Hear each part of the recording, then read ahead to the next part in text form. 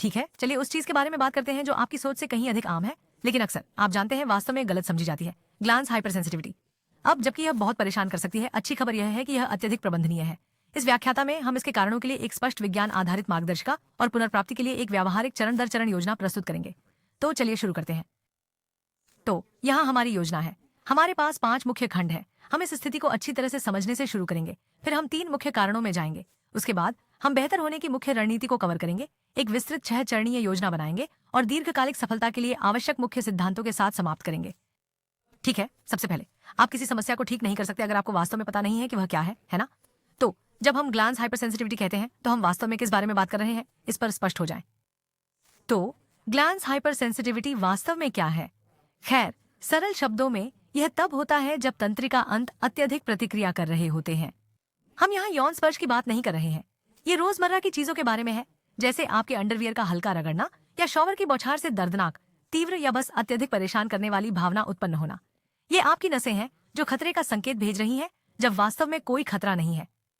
और यह एक बहुत ही महत्वपूर्ण अंतर है जिसे समझना चाहिए। स्लाइड को देखिए। सामान्य उत्तेजना यह आपके शरीर की यौन उत्तेजना के प्रति प्रतिक्रिया है और यह आनंद से जुड़ी होती है। अतिसंवेदनशीलता पूरी तरह से अलग है। यह गैर यौन चीजों के प्रति दर्दनाक प्रतिक्रिया है। एक अच्छा संकेत है। दूसरा एक चेतावनी संकेत है कि कुछ असंतुलित है। ठीक है, तो यह क्या है? अब बड़ा सवाल, क्यों? ये क्यों होता है? आप जानते हैं, मूल कारण का पता लगाना इसे प्रबंधित करने के सही तरीके को खोजने के लिए बिल्कुल महत्वपूर्ण है। चलिए 3 सबसे आम कारणों को देखते हैं। ठीक है, कारण नंबर 1 वास्तव में काफी सीधा है। ये सब एक्सपोजर के बारे में है या खैर इसकी कमी के बारे में। यदि लंबे समय तक ग्लांस ढका हुआ रहा है, शायद तंग फोरस्किन और एक स्थिति जिसे फिमोसिस कहा जाता है के कारण, तो त्वचा बाहरी दुनिया की आदी नहीं होती। यह पतला है, यह नाजुक है और जब इसे अचानक घर्षण का सामना करना पड़ता है तो यह बस घबरा जाता है।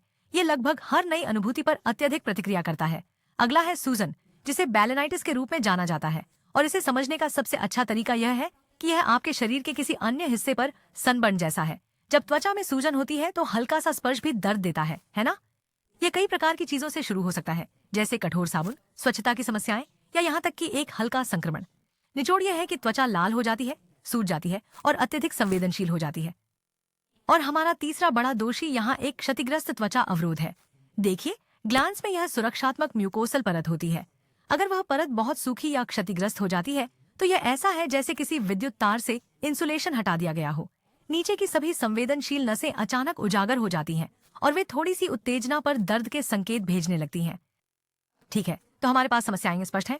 अब समाधान के बारे में बात करते हैं, और यह महत्वपूर्ण है। हम सिर्फ उस क्षेत्र को शून्य करने या उसे अनदेखा करने की बात नहीं कर रहे हैं।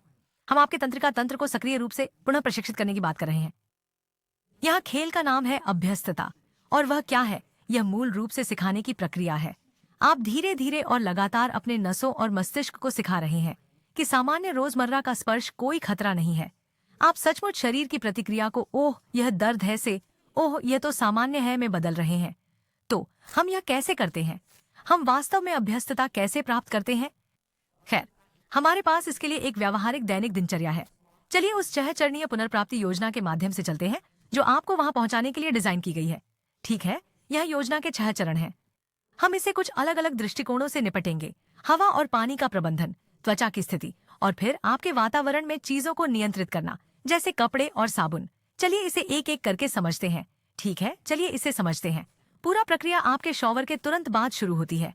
पहला कदम सरल है, बस क्षेत्र को लगभग 10 से 15 मिनट तक हवा में सूखने दें। यह त्वचा को तटस्थ हवा के साथ अभ्यस्त होने में मदद करता है और पानी से आने वाली अतिरिक्त कोमलता को कम करता है जो इसे अधिक संवेदनशील बना सकता है। फिर दूसरा कदम, जल चिकित्सा। 3 हफ्तों में आप धीरे धीरे पानी के संपर्क को बढ़ाएंगे। पहले हफ्ते में आप बस हल्के से पानी बहने देंगे और तीसरे हफ्ते तक आप सीधे धारा के संपर्क में 30 सेकंड तक रहेंगे। यह नसों को शांत करने के लिए एक व्यवस्थित तरीका है। ठीक है, अगला कदम है त्वचा की कंडीशनिंग। यह हिस्सा बहुत महत्वपूर्ण है। तीसरा कदम है नमी की बाधा बनाना। देखिए, सूखी और चिड़चिड़ी त्वचा कमजोर होती है, इसलिए दिन में 2 बार एक अच्छे इंटीमेट ऑनेल की सिर्फ 3 से 4 बूंदे लगाने से यह सुरक्षात्मक लिपिड परत बनती है। फिर आता है चौथा कदम, जानबूझकर स्पर्श। जब क्षेत्र तेल से चिकना युक्त हो तो आप 2 मिनट के लिए सबसे संवेदनशील स्थानों को धीरे धीरे सहलाते हैं। यह बहुत महत्वपूर्ण है क्योंकि आप एक सुरक्षित नियंत्रित स्पर्श को उस सुरक्षात्मक बाधा के साथ जोड़ रहे हैं। सक्रिय रूप से अपने तंत्रिका तंत्र को सिखा रहे हैं कि यह संवेदना ठीक है। और अंत में हमें आपके वातावरण का प्रबंधन करना होगा। यह उन छोटी चीजों को नियंत्रित करने के बारे में है जो बड़ा अंतर बनाती है। चरण 5, कपड़े का परिवर्तन। ढीले बॉक्सर्स आरामदायक लग सकते हैं, लेकिन वे लगातार गति और रगड़ की अनुमति देते हैं, जो पूरे दिन छोटी छोटी जलन पैदा करते हैं। कुछ फिटिंग कॉटन ब्रीफ्स में बदलने से सब कुछ अपनी जगह पर रहता है और उस घर्षण को रोकता है। और चरण 6, शायद सबसे महत्वपूर्ण, सभी रासायनिक उत्तेजकों को समाप्त करना। इसका मतलब है कि अब कोई सुगंधित साबुन, कठोर बॉडी वॉश या आक्रामक लॉन्ड्री डिटर्जेंट नहीं। बस बंद कर दें। और यह मुझे एक सुनहरे नियम की ओर ले जाता है। मैं वास्तव में चाहता हूं कि आप इसे याद रखें, क्योंकि यह सब कुछ स्पष्ट कर देता है। अगर आप इसे अपनी आंख में नहीं डालेंगे तो इसे अति संवेदनशील ग्लैंड्स पर भी न लगाएं। इसके बारे में सोचें। वह त्वचा बेहद नाजुक है, यह म्यूकोसल है। इसे सबसे कोमल देखभाल की आवश्यकता है जो आप दे सकते हैं। इसलिए बस गुनगुने पानी और एक विशेष गैर उत्तेजक तेल का उपयोग करें। बस इतना ही। तो हमने यह क्या है, यह क्यों होता है और इसे कैसे प्रबंधित करना है, सब कुछ देख लिया है। अब इसे मुख्य सिद्धांतों तक सीमित कर देते हैं, वे बातें जो सुनिश्चित करेंगी कि आप इस योजना के साथ सफल हों। देखिए, यह वास्तव में 3 चीजों पर निर्भर करता है। यही वे स्तंभ हैं जो इस पूरी योजना को कामयाब बनाते हैं। पहला, निरंतरता। यह ऐसा कुछ नहीं हो सकता जो आप कभी कभी करें।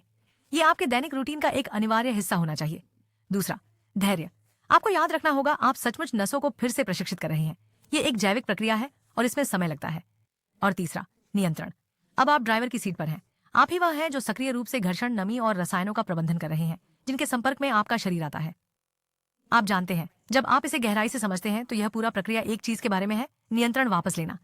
ये आपके मस्तिष्क को आपकी नसों द्वारा बताई जा रही कहानी को बदलने के बारे में है। आप अपने शरीर को दुनिया के प्रति प्रतिक्रिया करने का एक नया शांत तरीका सिखा रहे हैं। हमने योजना तैयार कर दी है, इसके पीछे का विज्ञान ठोस है। तो अब केवल एक सवाल बचा है जो आप वहीं देख रहे हैं। क्या आप उस कहानी पर नियंत्रण करने के लिए तैयार हैं जो आपकी नसें आपको बता रही हैं?